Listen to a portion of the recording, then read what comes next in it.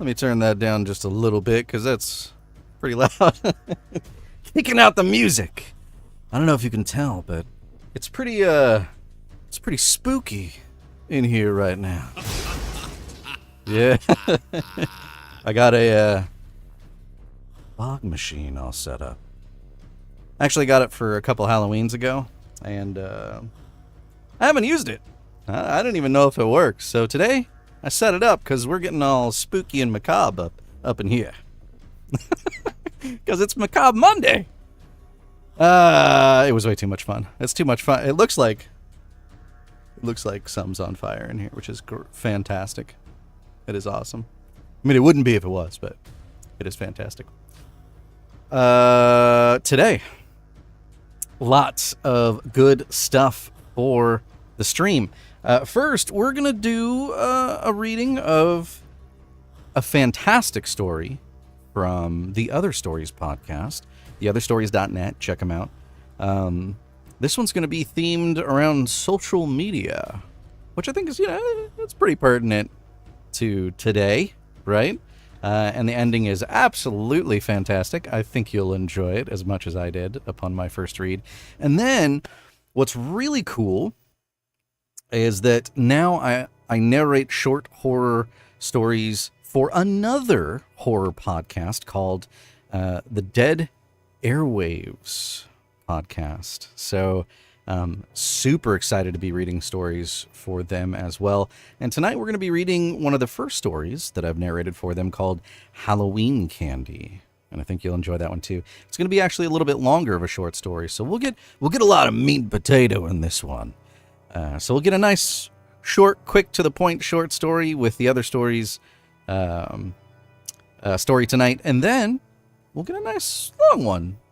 Sit back, relax, enjoy some spooky tales. And I have no idea if this fog will reach into the recording booth. I hope it doesn't, because it might not look too foggy to you, but it would be kind of hard to read. So, we'll roll with it, though. We'll roll with it. I am way too happy for a Macabre Monday, right? I'm just excited about the stories, though. I can't wait to share them with you. I've missed way too many Macabre Mondays, and we'll stop doing that. I was going to do the setup like we did if you were here last Wednesday. I figured out how to get all the audio and stuff and a camera working for my actual recording booth so that when we do these, we can do a no-kidding recording. And I have a couple of stories lined up that I need to do for the Dead Airwaves podcast, and I couldn't get it to work. Screaming Eye Press, too. If you're looking in that corner, it's opposite. The camera's flipped for me. Over there, that's flashing. Check out their website as well, screamingeyepress.com. And they have like a list of the different, podcasts they host, the magazine, the blog, that type of stuff. But they wanted to make sure I mentioned that as well, since I reached out and asked them, hey, is it okay if I share, the stuff that we're reading on the podcast? And they're like, absolutely. So there it is. We're trying this out on the Instagrams, which looks like it may be frozen. Is it frozen on Instagram? It looks like it's frozen on my end. Let me change it out there and see if that helps it. Maybe it's just frozen on my end. I can't quite tell. There's an easy way to check. If I went on my phone and I went to Instagram, I can see. That's not what I wanted. Let me see here. Oh, can I not? Hold on. I might have to log out as myself to see myself, right? Does that make sense? You know what I mean. Maybe. If I can figure out how to do that. Bear with me. I guess I could just refresh it from my end on here, but I don't know if that'll shut it down. If so, I'll be right back on Instagram. I think... No, did it? To see myself, right? Oh, no. There we go. It just froze on my side. Okay, that's fine. It's back up. It's working. Okay, we didn't have to do something weird. Okay. And plenty loud, too, sounds like. So, Oh, the fog's dying down. We can't have that. Let's kick that up a little bit. Oh, you can see like firing off in the background there.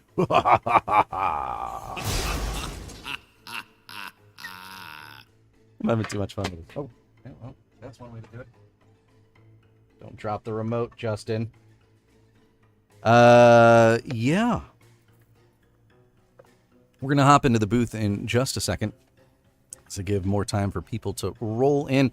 I didn't make social media, post announcements about it, so we might not get too many pulling up live, but that's okay. You can watch it later on the YouTubes, if you will. It's all recorded, so don't worry about it. It'll be there. It'll be there. And then I thought, actually, too, on Instagram, if you're checking it out there, figured out how to incorporate the live chat from YouTube and Twitch all together. And I've been thinking about maybe doing kick.com as well. I know there's like a lot of like gambling streams that go on there, and I'm not interested in that, obviously, but I think it'd be kind of cool. They do have a reading category, and not a lot of folks on there. So we could multi-stream to Kick maybe as well when we do our streams here on Macabre Mondays and our Whiskey Wednesdays, and maybe bring in more crowd through maybe that platform and get more people enjoying some more stories. Why not? We'll try it out if I can configure it and get it to work. So probably not this next Wednesday because I got to figure out why the audio broke when I went into the booth today. Like I just couldn't get the audio to hook up. I got the camera to work, but I couldn't get the audio to come through, which just, I don't know, it's baffling me. Well, now I know tomorrow, the day before, I got to make sure that everything works and get that figured out again because I don't know what happened. I don't know what happened. Anyway, let's take a drink and let's get into our booth. Shall we? Let's hit it up one more time here because I can. Got LEDs on it too, because can you kind of see it glowing like the colors? That's so cool. There's a remote for it to do like different colors, but I couldn't get it to work. But I like just set it up, so I'll figure it out. Where there's a will, there's a way. Is there a battery in here? Maybe that's my problem. Maybe figuring it out live. It's the best way to. No, there's a battery. It's the right direction. Yeah. I don't know. It wouldn't. Should be able to remotely. Yeah, should be able to remotely do it, and I can't. Whatever. Doesn't matter. It is wicked hot here as well. So, one good thing is about doing the live stream from up here in my booth that's made out of moving blankets is I can leave the air conditioning on, so it's a little bit cooler in there. So, there's that. All right. With that being said, let's go into the booth and let's do our first story. Let's go.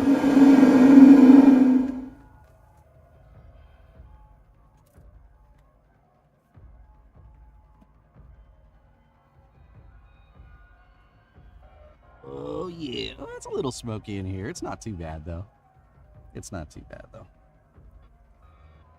Okay.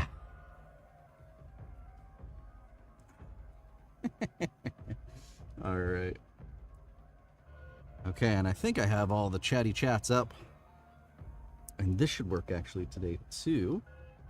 So let me... Oh. Did it, though?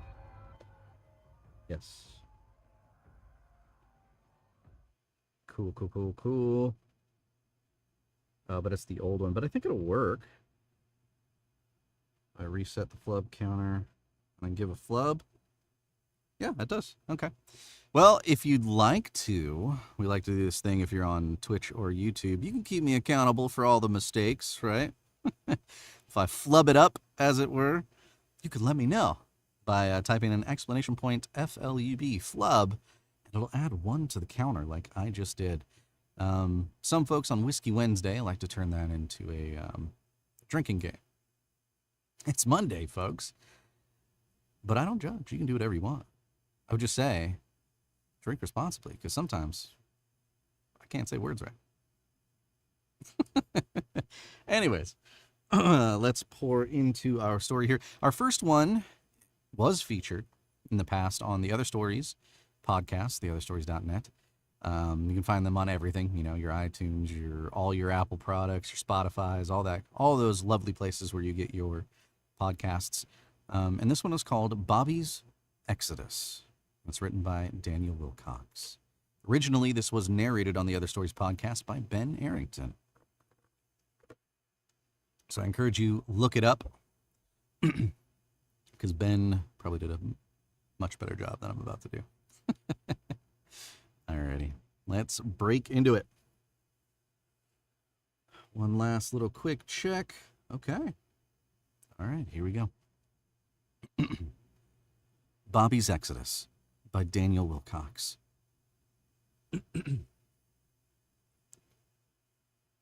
It was a strange combination of pleasant and uncomfortable. In the same way, kisses from a cute aunt might make you giddy and ill at the same time.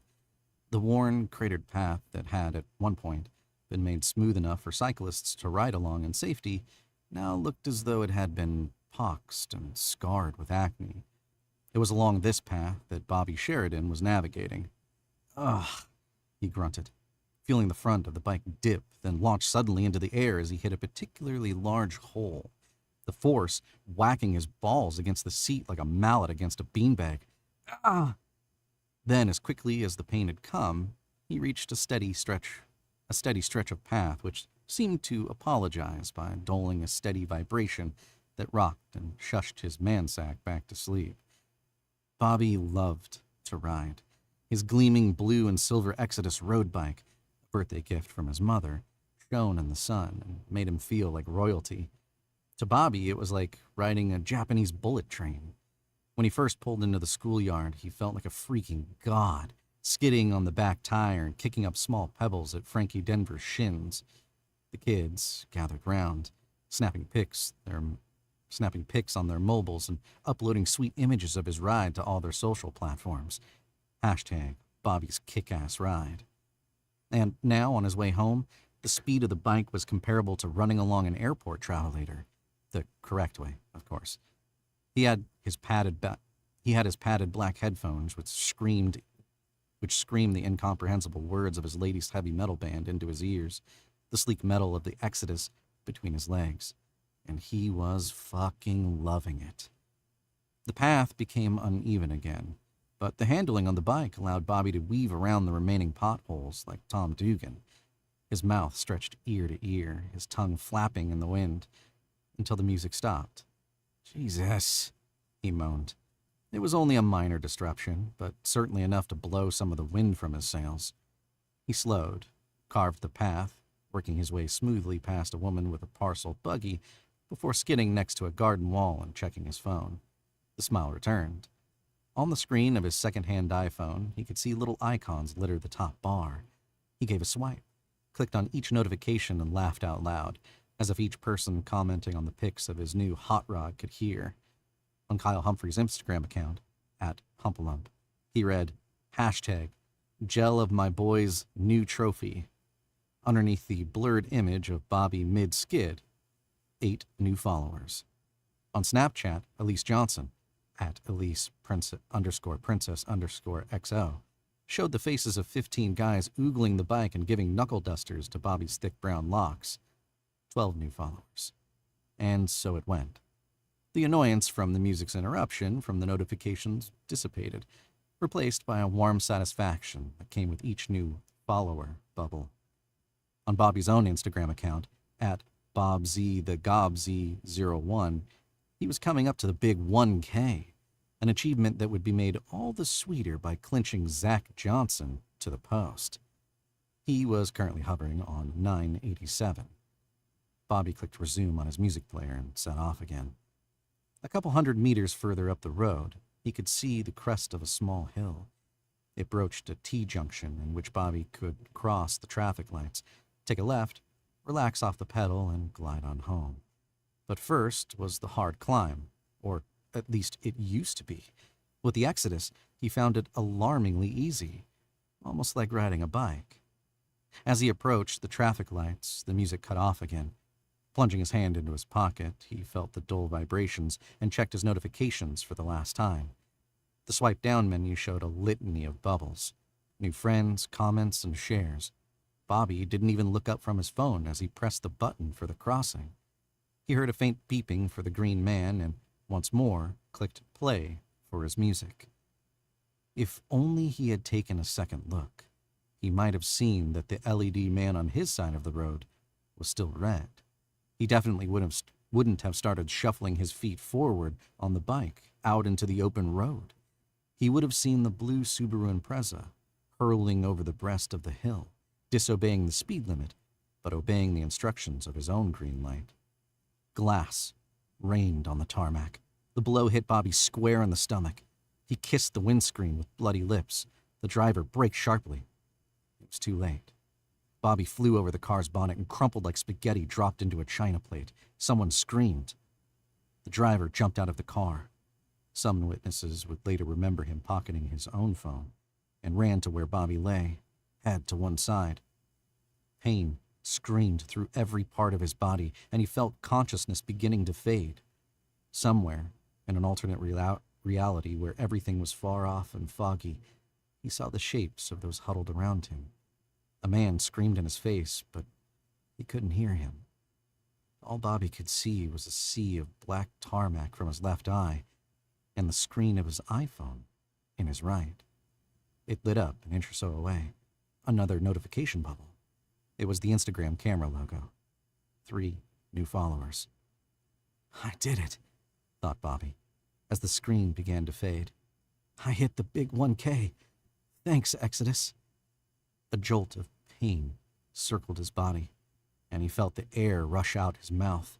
Somewhere, someone was thumping heavy fists into his numb chest. Thanks, everyone. Suddenly, as the pain began to subside and fall into nothingness, Bobby realized he may be dying. After all, that would explain why the world was shining bright white, right? He felt like laughing, but no air was left to escape his lungs. As the iPhone washed away in white, he wondered if anyone would follow him in the afterlife.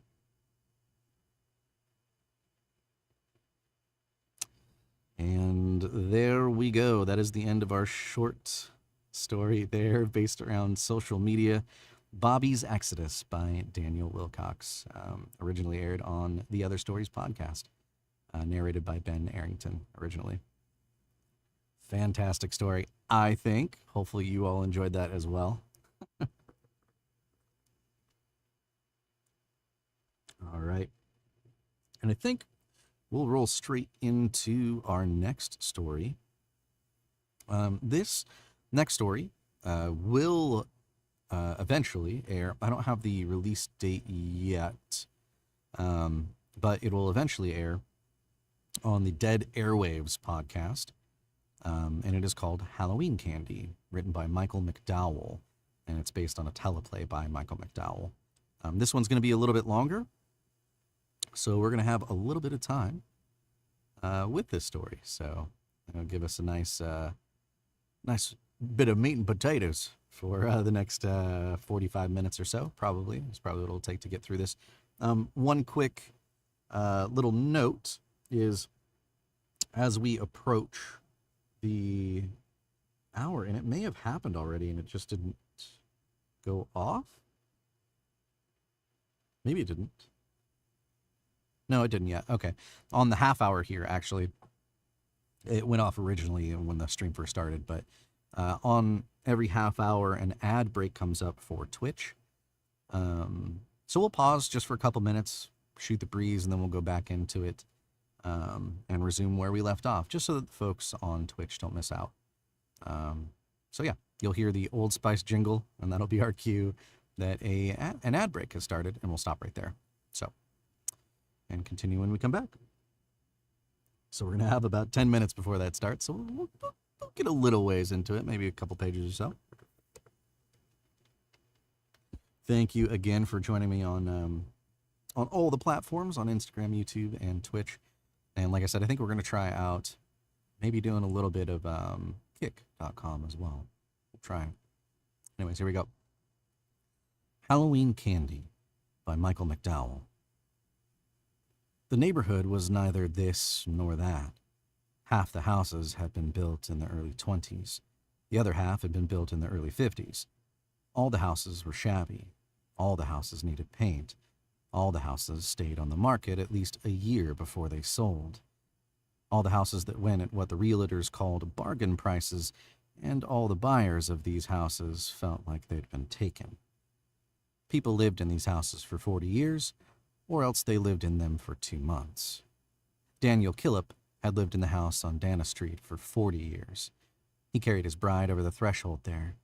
He'd seen her coffin taken over the same threshold a little over 3 decades later. He owned the house, and that was the most that could be said for it. The house was small. Most of the first floor was taken up by a large living room with furniture that had been assembled in the first years of Killip's marriage. Dusty velvet and rotten springs and mahogany that was dark with decades of wax. Only 2 pieces of furniture were in current use, Killip's recliner and the television set that faced it. Through a swinging door behind Killip's recliner was a galley kitchen that had been modern and inconvenient in 1945 and was old-fashioned and inconvenient in 1985. Upstairs were cramped rectangular bedrooms, a leaking tiled bathroom, a few tiny closets, and a hallway without either lights or windows. Killip's wife died of cancer and boredom after 37 years of marriage. Killip had half-heartedly tried to commit suicide, out of meanness and boredom a year later. He drove his car into a ditch, telling his son and the state police that a moving van had tried deliberately to run him off the road. He didn't die, but now he wore a neck brace because of genuine injuries suffered to his spine. Killip had a daughter who lived in Seattle and telephoned once a year on his birthday and said she loved him, but he never otherwise heard from her and knew neither her address nor her married name. His son Michael lived 2 suburbs over, was unhappily married, and earned $70,000 a year doing something or other in the city. "I hate Halloween," said Killip. "You shouldn't smoke, Daddy," said Michael. "You smoke too much." Michael Killip took the burning cigarette out of his father's hand. He crushed it out on the shallow ashtray on the arm of Killip's armchair. Ashes spilled on the dark red carpet. "I hate those kids coming around," said Killip. "Last year they played tricks. Last year they soaped my windows. Last year they put toilet paper in my trees." "That's because you didn't give them any Halloween candy," said Michael.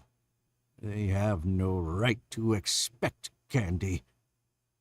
"Mother always gave them Halloween candy." "Your mother's dead," said Killip. "I'm not your mother. I'm not going to give candy to kids as a reward for ringing my doorbell." Michael Killip looked around the room. It hadn't changed. Same draperies on the windows, but faded by endless afternoons of slanting sunlight. Same cheap Brussels rug, but worn threadbare along the paths from Mr. Killip's reclining chair to the front door and from the reclining chair to the kitchen. The same television set, from an era when only NBC had primetime color and lurid greens. The same splotchy brass andirons flanking a fireplace that never saw a fire. It all depressed Michael Killip. Everyone on this street gives out Halloween candy, he told his father. The kids expect it. I remember one year, Miss Clausen didn't give us any candy. We shared her poodle. I cut off the end of her garden hose myself. The old woman deserved it. She was meaner than you are, Daddy. Killip lit another cigarette. Mrs. Clausen is dead," Killip said and laughed. "Makes me the meanest on the block." Michael saw no reason to contradict his father. He had been the meanest on the block even before Mrs. Clausen died. Michael went into the kitchen. He visited his father twice during the week, once on the weekend. He brought with him groceries and took away with him whatever bills had arrived since his last visit. Killip never thanked his son for doing any of this, and in fact was always careful to have something to complain about with each visit. "What are you doing in there?" Killip called from his chair. "Nothing," Michael called back. He was, in fact, opening half a dozen bags of cheap candy and pouring it out into shallow bowls for the trick-or-treaters his father so much despised. As he was reaching a third bowl out of a high cabinet, the door of the refrigerator swung slowly open. The metal handle popped sharply against his hip as it had done many, many times before. "Door hasn't worked for 9 years," Michael said to himself, giving it a sharp kick with his heel. The refrigerator door was one of those things Killip complained about frequently. At the same time, he wouldn't allow Michael to buy a new one. Killip claimed that the ice made by the new refrigerators tasted funny. "Michael," his father called again from the next room. "I know you're doing something in there." Michael kicked open the swinging door and entered the living room behind his father. He balanced the bowls of candy on his arms and carried them to the rickety table beside the front door. He gave his father's chair a wide berth. Killip wasn't above sticking out a foot for the nuisance of it. I don't intend to wash your windows this year, Daddy. And I certainly don't intend to climb up those trees and take down 5 rolls of toilet paper, so I brought you some candy to give out." "Waste of money," said Killip. "A waste of my money," Michael amended. "I'm glad you don't have children." Michael set the 3 bowls of candy on the table, slid the table a few inches nearer the front door, and then turned back to his father. "I decided against it. I thought I might end up as bad as a father to them as you are to me." Neither the honesty nor the insult of the remark had any effect on Killip. Michael considered that his relationship with his father had improved over the years, for if nothing else, he could say aloud anything he damned well felt. "If you want stuff given out, you're going to have to stay here and do it yourself." "No," said Michael. "You're going to do it. You're not senile, you're not crippled. You're certainly capable of getting up and answering the door. It's one night a year, and it's all over by 8 o'clock. Halloween doesn't last forever." "If I'm lucky," said Killip, "maybe one of them will drop dead of an overdose of sugar right on my doorstep." "It's no wonder you're so popular in this neighborhood. It's no wonder I love you so much. I have to get back to work." "Lock the windows before you go," said Killip. "What for?" "I don't want those kids trying to sneak in the house." And that's the cue of our ad break, so we'll pause right here as old man Killip is getting all crotchety and grumpy about those darn kids. Hopefully you're enjoying the story so far. Again, this one is from the Dead Airwaves Podcast, which I just started narrating for. And I'm not sure when this story is going to go up, but you should check it out, Dead Airwaves Podcast. And then check out, it's kind of flashing down below, depending on whatever platform you're watching this on. There's the little logo for their website as well. I think it's the Screaming Eye Press, if I remember right. It'll flash here again in a second. There we go. ScreamingEyePress.com is their website. And you can get access to all of the different podcasts, horror podcasts, their blog, and their articles and all that kind of stuff. Catered towards the macabre and horror fiction. So encourage you to check it out. It's a really good podcast and a really good website with lots of really good writing on there. Phenomenal job by the team over there on that podcast. And then earlier tonight, if you didn't catch it, you can go back on YouTube later and catch the other story that we read tonight. And maybe I'll read it again here at the end if anybody's sticking around. If you missed it, I'll read it again. It was kind of a short one, but a good one tonight. So, but at least go back and watch that first one on YouTube because it was pretty good. All right. I think our ad break on Twitch is over. Welcome back. And we will continue with the grumpy old Mr. Killip, refusing to give out that Halloween candy. Those darn kids. "If I'm lucky," said Killip, "maybe one of them will drop dead of an overdose of sugar right on my doorstep." It's no wonder you're so popular in this neighborhood. It's no wonder I love you so much. I have to get back to work. Lock the windows before you go, said Killup. What for? I don't want those kids trying to sneak in the house. They do that nowadays. Sneak in the house and scare you if you don't give them candy. Then give them the candy, Michael cried in exasperation. When Michael made no move to comply with his father's wish, Killup made a great show of weakly raising himself from his chair and shuffling over to the window. He groped through the slats of the closed blinds, searching for the latch on the casements. Then, as Michael continued to watch grimly, his father shuffled over to the near window and repeated the process with excruciating slowness. Michael finally sighed in exasperation, shoved his father aside, and completed the operation. His father didn't thank him, not even when Michael prompted with a sarcastic, "Satisfied?" "Hate Halloween," said Killup. "Hate being bothered. Doorbell starts ringing and goes on forever. Drives me crazy."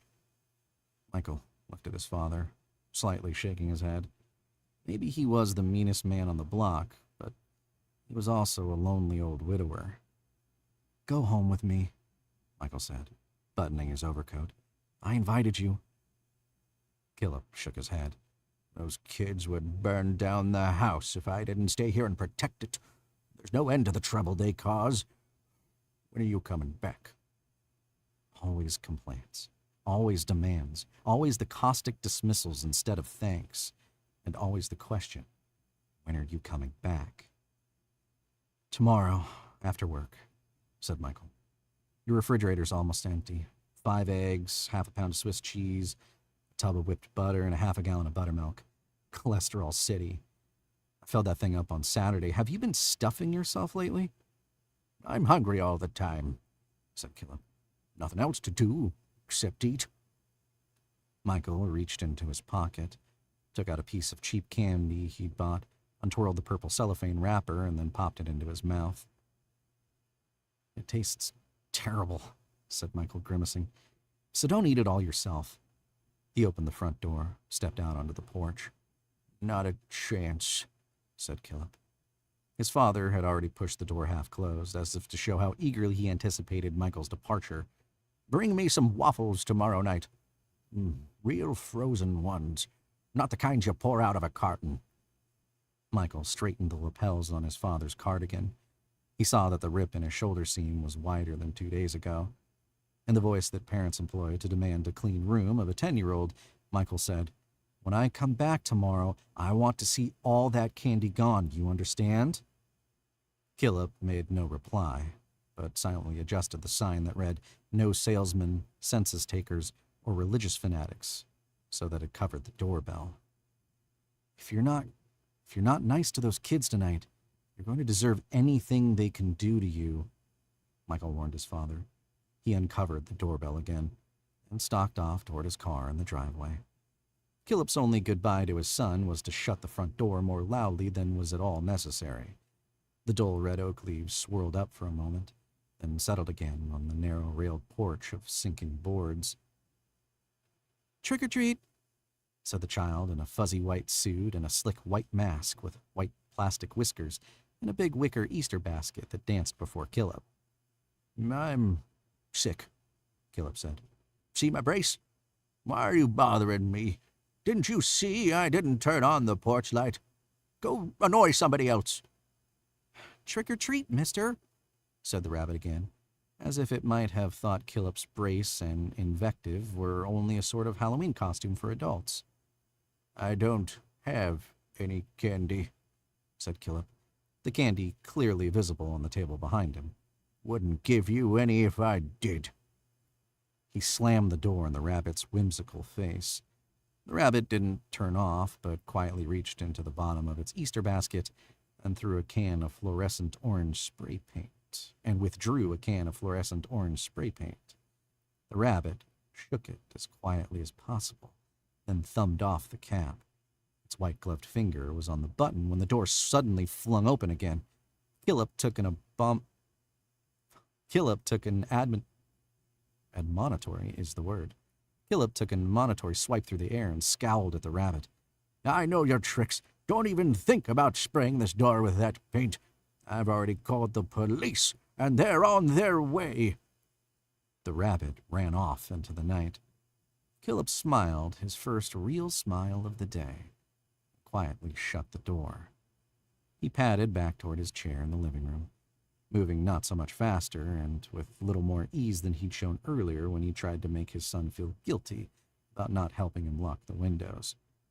Philip was genuinely a weak man. If he wanted to look to the left, he had to turn his whole body that way. Any movement of his neck caused a sharp pain that was followed by a dull pain that turned into a headache. His chair was placed so he could look directly ahead at the television. Here he stayed all day, ignoring the doorbell, ignoring the telephone, unless he thought it might be Michael, getting up only to go to the bathroom or to fumble in the kitchen drawer Michael kept full of cigarettes. Just as he was easing himself back down into his chair again, the door buzzer sounded once more. He sat down, determined to ignore it. It buzzed again, then again, too insistently to ignore. This one wore a clown's suit, with a woolly white wig and a peaked cap. The clown's mask was dead white with splotched red cheeks and a wide, lurid grin. "Trick or treat, mister." "Go home," said Philip. "There's no candy here, no free food, no treats. And if any of you kids soap my windows, I'm calling the police. After I shoot you, after I bang your head against that porch rail, after I pour hot grease down your throat with a ladle." He slammed the door. The buzzer sounded again immediately. Philip flung open the door. "I thought I told you." "Trick or treat," said the devil. Pointed ears, slanted eyes, diamond-shaped mouth, and painted flames on his suit. "Did you just change masks?" asked Philip. There was no sign of the clown. "Trick or treat," said the devil, holding open his bag. Philip slammed the door. The doorbell buzzed again immediately. "Trick or treat," he heard through the closed door. "Trick or treat," emphasized with stomping on the floorboards. "Go to hell, you little monster! Go to hell!" There was silence for a moment. Philip sighed. "Trick or treat, trick or treat, trick or treat." "Candy?" cried Philip grimly, staring at the closed door. "You want candy?" He grabbed up one of the 3 bowls of candy and strode off to the kitchen with it. Despite the pain of the motion the speed caused in his neck and in the joints of his hips, he pulled honey from one of the cabinets and poured it over the candy. He took a plastic container of white glue and squirted it all over the honey. Once again, the refrigerator door opened of its own accord. He smeared a large dollop of mayonnaise over the honey, then broke open the largest of the 5 eggs on the top. He stirred the contents of the shallow dish with the blade of a rusting knife. The buzzer still buzzed. The devil still chanted, "Trick or treat," and stamped his feet on the porch in a nauseating rhythm. "I have candy," Philip said with a grim glee as he opened the door. "Goblin candy." The devil cringed backwards, but Philip grabbed the edge of his bag and spilled the mixture into the sack over the devil's other loot. Philip laughed as the devil stalked off into the night. "Tell your friends," Philip called after. Evidently, the devil did warn the other trick-or-treaters, for the buzzer didn't sound again. Philip watched the news, damned the politicians aloud. Philip watched sitcoms and didn't laugh. Philip watched a movie made for television that was about a disease he'd never heard of and fell asleep before any of the actors died of it. The door buzzer jerked him awake. 11:30, he complained, looking at his watch. "Damned kids." He listened for the buzzer to repeat. It didn't. The television showed only static. He changed the channel, but couldn't find a picture. He turned off the set and lit a cigarette. He inhaled deeply. The buzzer sounded again. Even stiffer than usual with sleep, Killup rose from the chair and went cautiously to the window. The buzzer sounded again. He pried open the slats of the blinds and peered out. The porch light was on, though he was certain he'd turned it off. The dull red oak leaves blew down the length of the porch. The hanging swing rattled on its chains, but no trick-or-treater was there. Neither rabbit, nor lured clown, nor painted devil. "Good," he said, turning away. The blind snapped back into place. The buzzer sounded again. "Tricks," Killup breathed in anger as he stalked toward the entranceway. A chill October wind blew open the front door just as he reached for the knob. "Trick or treat," said the goblin. It wore a belted, hooded robe. The toes of its shoes turned up and were belled. Its mask was dark, elongated and furrowed. The eyes behind it were tiny, black and twinkling. A stiff tail, operated by battery, Killup surmised, swished right and left behind the goblin. Swished the way a cat's tail sometimes swishes, in leisurely contempt. "No," said Killup. "You're not getting any candy. It's too late. I don't have any left. I gave it all away. Never had any to begin with." He slammed the front door and shot the bolt in the lock. "Trick or treat," sounded the goblin from outside. The knob turned. The door jarred against the bolt. The goblin was trying to get in. "Trick or treat." "Go away," Killup cried. "It's almost midnight." "No." Killup went to the door, turned the bolt, and flung the door wide. "It's too late to be out trick-or-treating," he cried.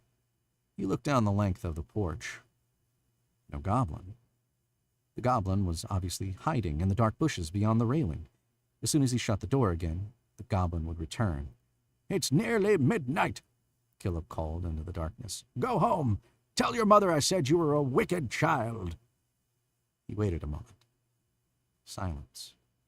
Stillness. He waited another moment. Still nothing. He slowly pushed the door shut. He slowly shot the bolt into the lock. The goblin kicked open the door. Sear leaves and cold wind blew in on Killup. "Trick or treat," said the goblin, and holding his bag of coarse burlap open before him, took 2 deliberate steps into Killup's house. In the light of the hallway, the trick-or-treater's mask seemed a very fine piece of the modeler's work. The furrows deepened when the goblin spoke. The flesh around the black twinkling eyes creased when the goblin grinned at Killup. The goblin's gloves were on par with the mask. 8-inch fingers, gnarled skin, scales and ridges that bent and stretched as the goblin delicately plucked a single candy from one of the dishes on the table. The goblin delicately dropped the wrapped candy into his burlap bag. He reached for another. Killup grabbed at the goblin's hand angrily in order to pull off the glove and expose the childish hand beneath. But the goblin was quick, twisting its hand so that it snatched not another piece of wrapped candy, but Killup's wristwatch, neatly pulling it over his wrist, over his palm, sliding it past his fingers. Terrified and incensed by this intrusion, Killup grabbed the goblin by the shoulders and tried to push him out the door. The goblin slipped out of his grasp and fell backward on the floor. Before Killup could react, the goblin turned the neatest of neat backward somersaults and was upright upon the threshold. Then, with hardly a bending of the knees, the goblin leapt up and backward, neatly balancing on the rotten porch rail. It was not something Killup had done as a child. It was not something he had ever seen anyone do. The goblin waved to Killup, a friendly wave that was somehow not friendly at all. The goblin smiled at Killup, a genial smile that was somehow not genial at all. The door slammed shut. Killup opened it instantly. No goblin perched on the porch railing. No sound but the wind and the rustling dead leaves. Both wind and rustling dead leaves blew in upon Killup. He shut the door slowly and carefully. As he turned the lock, the clock at the living room wall began to chime the hour. He turned, took one step. Crack. Killip looked down and found he trod upon his watch. Kneeling carefully in such a way that minimized the pain in his neck, Killip retrieved the watch. The hands pointed to midnight exactly. He put the watch to his ear. No ticking. "Broken," he said. "Damn that kid." The clock chimed the 12th stroke of midnight, and then was silent.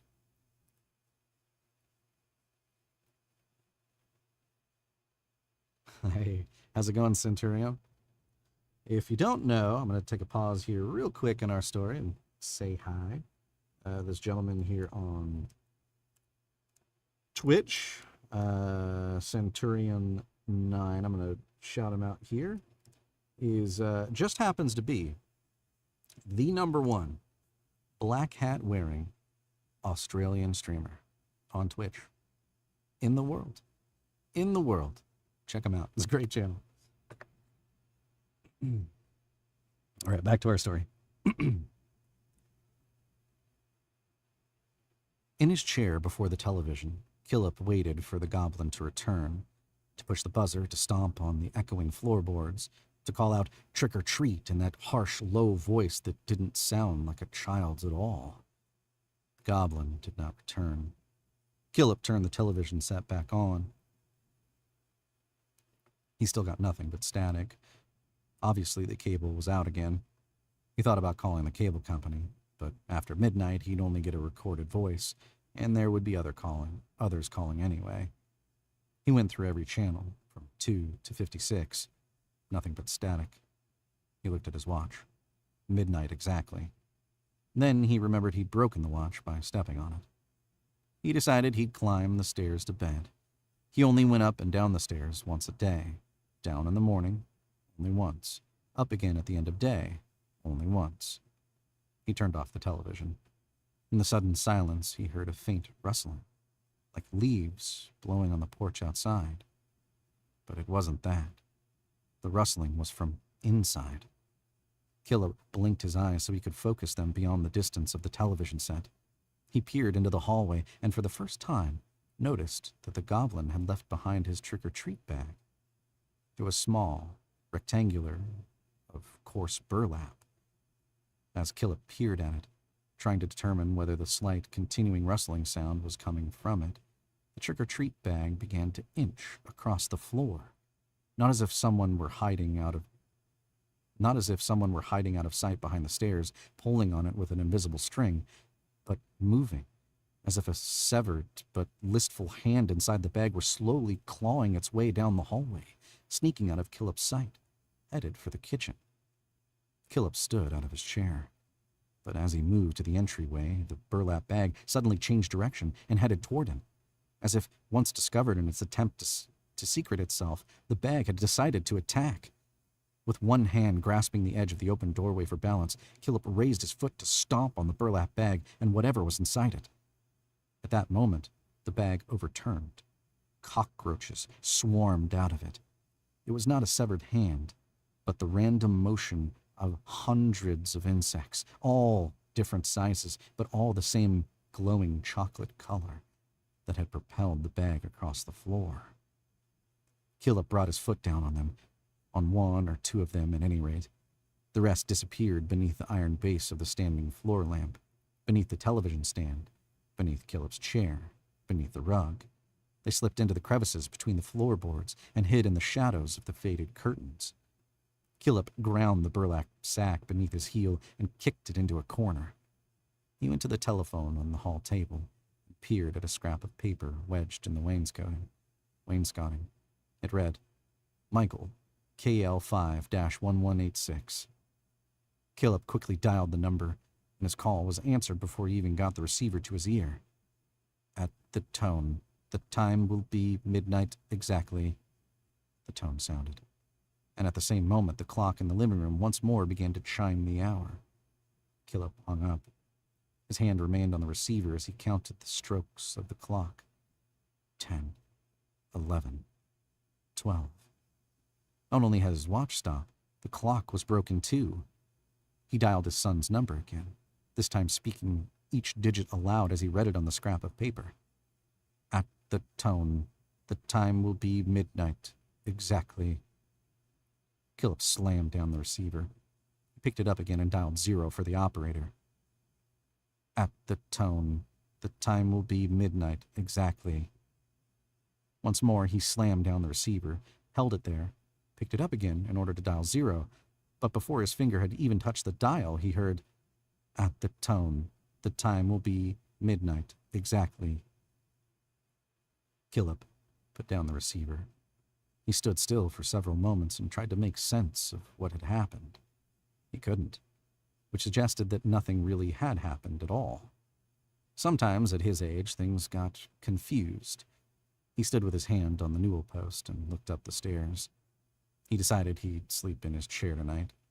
He was tired, and some nights the stairs were steep. He had no telephone on the second floor, and just in case it rang, he wanted to be down here. Just in case that child dressed in the goblin costume was still around, he'd prefer to meet him down here, where the windows could be locked and doors bolted, and where he could see that dreadful child in the dreadful mask that didn't look like a mask. Killip wanted, as much as he dreaded, the return of the goblin, so that he could slip his fingers beneath that mask and pull it off sharply to expose the putty putto face behind it. Once more, Killip peered between the slats of the Venetian blinds. The leaves blew across the porch, and the swing creaked on its chains, and that was all. He rummaged over to his chair, more weary than confused or frightened now, slipped into it comfortably, adjusted his brace, and fell asleep. He dreamed vivid dreams, but in the very instant of waking, forgot them completely. He looked around the room. No light shone through the blinds. But that didn't seem right. It feels like I've slept for hours, he said aloud. It should be morning by now. Automatically, he glanced at his watch. The broken watch still read midnight. He laughed, that first croaking laugh of the morning, except it wasn't morning. Still midnight Halloween, but it feels like it should be morning. I feel like breakfast. He roused himself, stretched and twisted and pressed here and pressed till he was upright and out of the chair. It was hard to remember a time when simply getting up out of a chair didn't hurt. If it wasn't morning, then at least it was very late. If it was very late, then he should climb the stairs toward bed. He headed that way, but stopped at the clock on the living room wall. Both hands were upraised to 12, broken, like his watch. He took advantage of the coincidence and decided that if it was still midnight by the evidence of 2 different timepieces, he might still call Michael. He peered at the scrap of paper in the wainscoting and picked up the receiver. Without dialing a single digit, he heard, At the tone, it will be midnight, exactly. He put down the phone hastily and, without thinking what anything might mean, went into the kitchen. He pushed aside the ruffled curtains that covered the panes in the back door and peered out at the sky. All was darkness beyond. I know I slept for hours, said Killip aloud, carefully. I feel it. It's morning, but the sky is dark, that's all. Dark clouds in the sky make it seem like night. Hungrily, he turned toward the cabinet, raising his hand to open it, but his hand fell when he saw the kitchen clock. It, too, was stopped at midnight. This one stopped too, said Killip aloud. A kitchen clock that ran on electricity, a wall clock that was wound once every 7 days on Sunday, a wristwatch that operated on battery for a year, and they'd all stopped, with both hands pointing to 12. Once more, Killip deliberately ignored the increasing improbability of this coincidence. He spoke aloud to reassure himself. I don't care if it is midnight. I still feel like I haven't eaten in days. The refrigerator door swung open of its own accord. There was nothing strange in this, for the magnetic catch hadn't worked properly in the last 9 years. Michael Killip had found 5 eggs in the refrigerator that afternoon. Killip had broken one into the glop he poured into the trick-or-treat bag of the tiny devil. 4 eggs were left. Of its own accord, one of those 4 rolled down the aluminum grid of the refrigerator shelf, poised at a moment on the precipice and then plunged to the floor. It broke open, and cockroaches swarmed out of the broken shell. Killip crushed the shell beneath his feet. Cockroaches, gleaming like expensive Swiss chocolate, fled safely beneath the refrigerator, beneath the stove, slipped beneath the sliding door into the living room, hid themselves in the shadows. Killip slammed the refrigerator shut. Hunger still gnawed, but at the same time his appetite was gone. He'd also decided that this was also more than mere late-night confusion. He wanted no more recorded voices on the telephone, no more goblins that appeared and disappeared, no more timepieces that stopped at midnight, especially no more insects. The stove swarmed with them. They swam up from beneath the white porcelain. They flared in the pilot lights. They crawled on the surfaces of the pot in which he warmed his canned soup. They scurried around the lid of his coffee pot.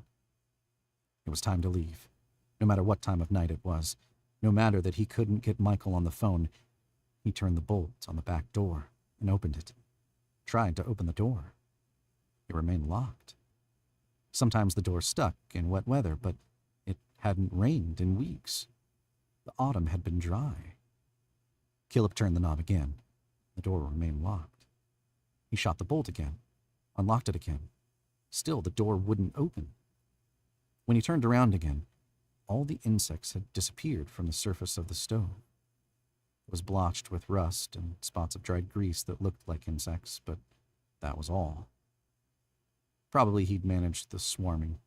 Probably he'd imagined the swarming cockroaches, the late hour, the fretting over the trick-or-treaters. His stomach was empty, his throat dry. He upturned a glass in the drain board, turned on the faucet, and filled the glass with water. He sighed a long sigh and raised it to his lips. It was the middle of the night. He was confused, and there was no more to be said about it. As he raised the glass to his lips, he sensed something behind him. He turned quickly. Through the window over the sink, where he'd hoped for a glimmer of dawn, he saw only the goblin. The goblin grinned that friendly grin that wasn't friendly, cocked its head, and disappeared. All was darkness again. Killip said aloud, "That's not a mask." The glass he held to his lips was empty of water, but it was filled with cockroaches the color of expensive Swiss chocolate. They cluttered up the sides of the glass toward his mouth. And that sound is our break timer. So we're going to take a break here as it's getting intense here in our story. Hopefully you're enjoying it so far. It's a pretty good one. And it's a little bit longer than we normally, read on stream, but I think these will be good. I'll probably read these probably every week too, just to give us kind of a new variety and flavor, right? Into the macabre. Oh, he had to duck away and wife made coffee. Thanks for the shout out. You are welcome for the shout out, sir.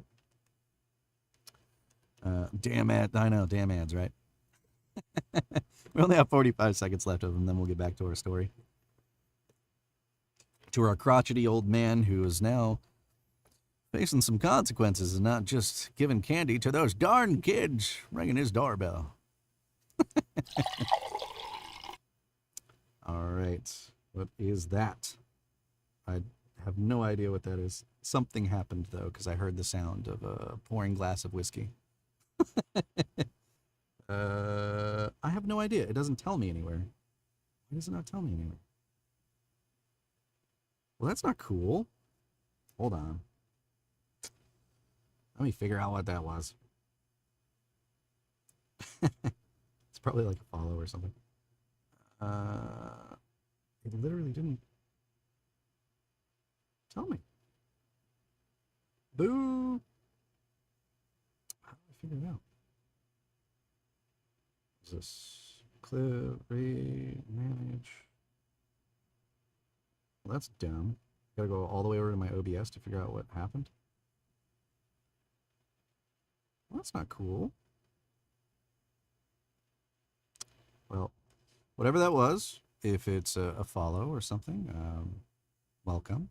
If it was some kind of channel redemption, Thank you. And when I get back to my desk here in just a little bit, I'll figure out what that was, and we'll go ahead and we'll do that. I have no idea what it was, though. It literally doesn't tell me. Read the chat. It doesn't say anything in chat on my side. Oh, subbed. Subbed. I am special. It's hot in here. That's my excuse. Thank you for the sub. I appreciate it. That was bad. That was bad. It said right there. I didn't see it. I thought it was the shout out that I gave earlier, so like I just kind of glanced right past it. Didn't even like look at it. Thank you. Appreciate it. You definitely didn't have to do that, but thank you so much. I appreciate it. And 2 months in a row.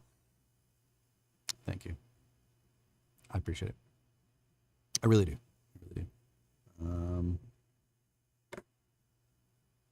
I have to like set up a little I have this like little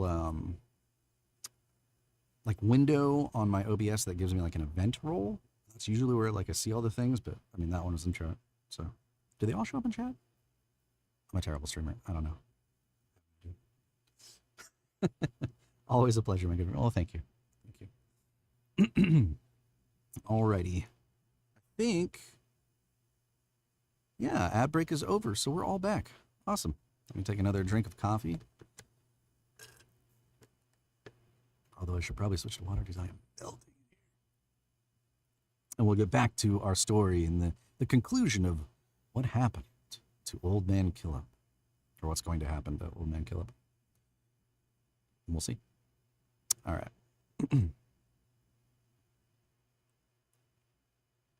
Right here. We stopped with the glass.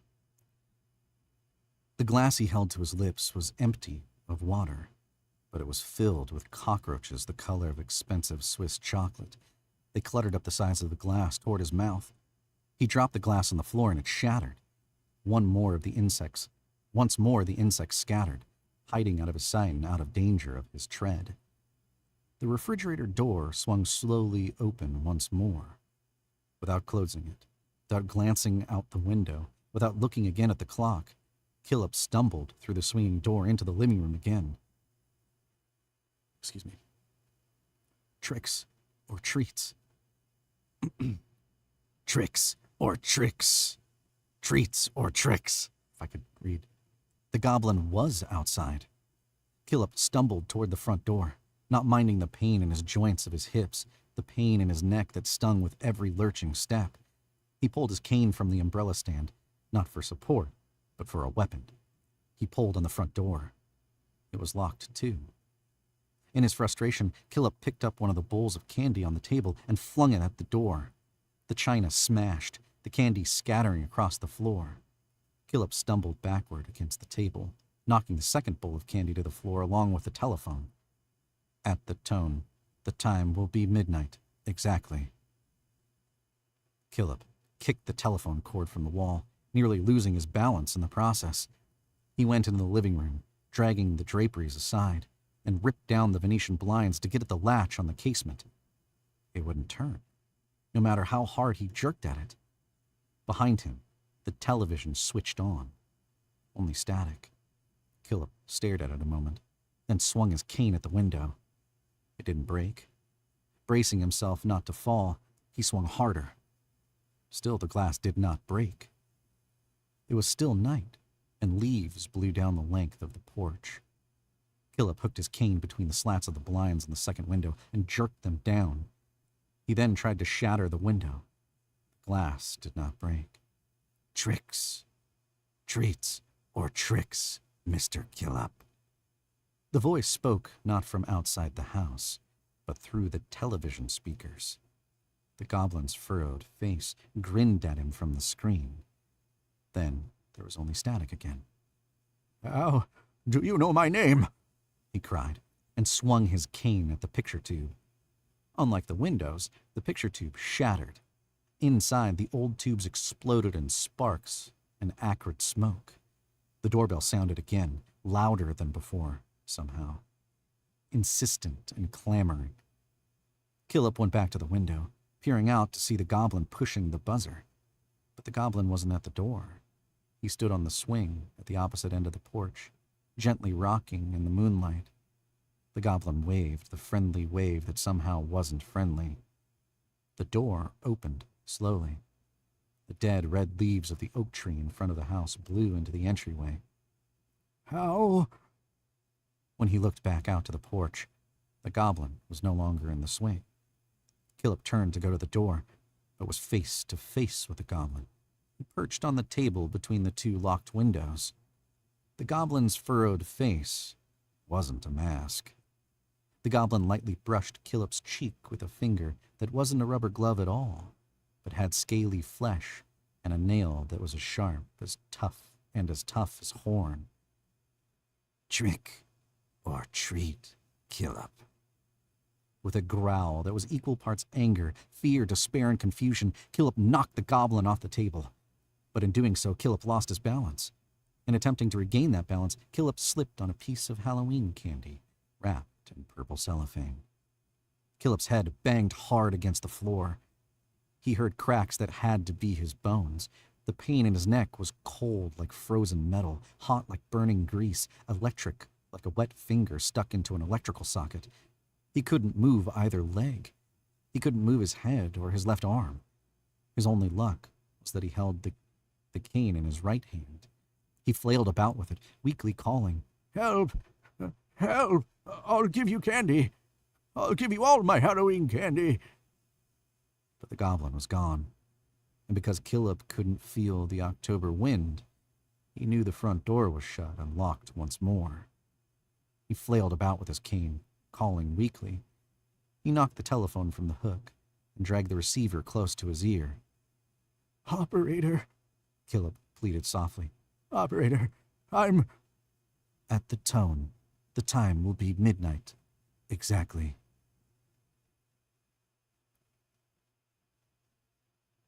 I'd get a lawyer, if I were you, said the medical examiner to Michael Killip. A lawyer? Michael repeated mechanically. He'd found his father's corpse that morning. When he'd brought the groceries he'd promised the day before, real frozen waffles, not the kind you pour out of a carton. Clearest case of neglect I've ever seen. Michael shook his head. I didn't like my father very much, but I certainly didn't neglect him. Your father died of starvation. What? Said Michael. He starved to death, said the medical examiner simply. He took Michael Killip's hand and dropped a sticky square of paper cellophane into it. Your father appears to have subsisted for several weeks in this house on nothing but a bag full of Halloween candy. Michael turned back toward the entranceway. At a nod from the medical examiner, the attendant pulled back the sheet. Killip's frame was savagely emaciated, brittle bones rattling in a rusty cardigan. His neck was shrunken and loose in the brace that had once fit too snugly. Killip's face was a slack-jawed skull with a skin of parchment. Sunk deep in their dark sockets, his eyes stared, wide and fearing. Your father didn't die nice, said the medical examiner, and he didn't die quick. Michael Killip said nothing. He took one step closer to the shrunken corpse to crush a cockroach that scurried out from beneath his father's head.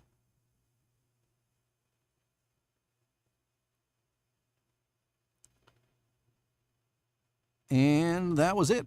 That was our story here.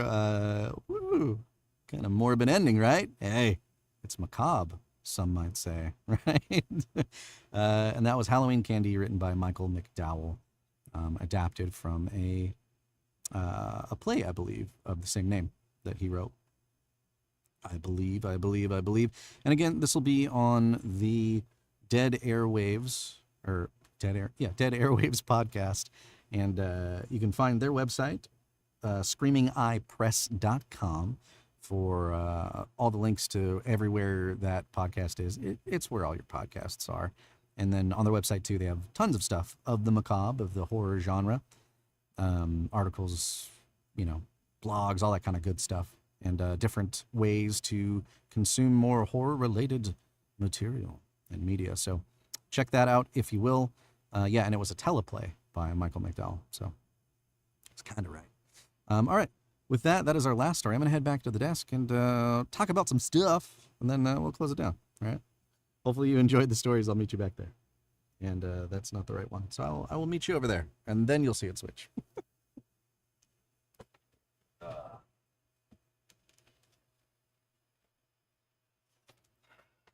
right. Switch back to here. Oh, man. I really liked that last story. The first one was good, too. But that last story, so good. So good. And we have to go back to the desk, too, because we got to give, one more chance for our new toy for Macabre Mondays. We gotta spook it up in here. Yes. I gotta get it pointed so you can see the strobe lighting from it too. And I also just thought about I didn't tell my wife that I put the fog machine in here. So if she sees fog out from underneath the door, she might be like, "You burn the place down in there." I'm having too much fun. Hopefully you all enjoyed these stories tonight. I had a lot of fun reading them too. I'm not sure when Halloween Candy will actually go up on the podcast. But as soon as it does, I'll let y'all know. Yeah, just double check and make sure it hasn't gone up yet, and it has not. Okay. Cool. But I'll let y'all know when they let me know when it's going to go up. So on the next Macabre Monday or Whiskey Wednesday, whatever it happens to fall on. And next time I'll have at least two more stories from Dead Airwaves to share as well. So along, of course, with some the other stories, short stories. And I think they work out pretty good. I don't know what you all thought. Let me know in the comments below if you're watching this later on YouTube or whatever, or in the chat. But I think it works out pretty good where we get a couple actual really short stories and then one maybe longer short story. I think that works out pretty good. Or maybe two longer short stories. I don't know. We'll play it by ear maybe. 'Cause I almost feel like reading another story at this point. You know what I mean? We're on a roll. But next time, too, hopefully we'll be in the actual recording booth like we were last Wednesday on Whiskey Wednesday, which is every Wednesday, 6 p.m. PST, where we read a first chapter of an author story that submits it. And we're going to be doing those from now on. I need to start working on that again to get the audio fixed. I broke it somehow. We're actually going to record it, too. One of the things that I like to do is not only do we read it on the live stream, I'll record it for realsies, clean it up, do some post-production, all the kind of stuff that you would do for an audiobook, and then I give them a sample that they can use for promotional materials. You can use it or not, it doesn't matter. It's free. Just, use it to your heart's content or don't. Chop it up however you want, a little 5-minute clips for Instagram or something, however you want to use it. But I think it's kind of a cool little thing. You have oh, this is, my book, my first chapter, or, my prologue or whatever, we read on the stream. And you can kind of use that to help, boost sales for your stuff, make little social media posts and stuff. I think it's just kind of neat. But anyways, we'll do those for realsies from now on. And what I think I'm going to do, and why I'm telling the story to begin with, is all of the stories that we have read so far, we're going to read them all again. That's right. We're going to read them all again, starting from the very first one and zipping all the way through them. But I think we might do multiple of them per stream. And we're going to, no kidding, record them audiobook style, punch and roll, replace all the mistakes on the spot. You get the full, true experience. We're going to do it there, live, every Wednesday, 6 p.m. PST, and maybe on Mondays, 6 p.m. PST for Macabre Mondays like today, we'll do them live as well. We'll actually do our recordings for the podcasts, because why not? That'd be kind of fun. And then 2 birds, 1 stone, right? We're being super productive. See what I did there? Huh? All right, it's give me, one more reason to use the fog machine. I'm going to figure out the remote, too, because you can change the lights on it. It's it's got this little thing that, came with it where you can, I guess the focus point's back here, but you can change, turn it on, for whatever, and I don't think there's a timer for turning it on, but you can change there's like little strobe lights in the front of it, so you can change the color. Like if you look in this corner. Oh. Did I use it too much and it's all out of fog juice already? That could be possible. Oh no, it had to heat up, that's what. You ready? Do it. Do the thing. Yeah, I think I used it too much in a row. Oh, there it goes. Okay, see the light? It green, blue, has little strobies.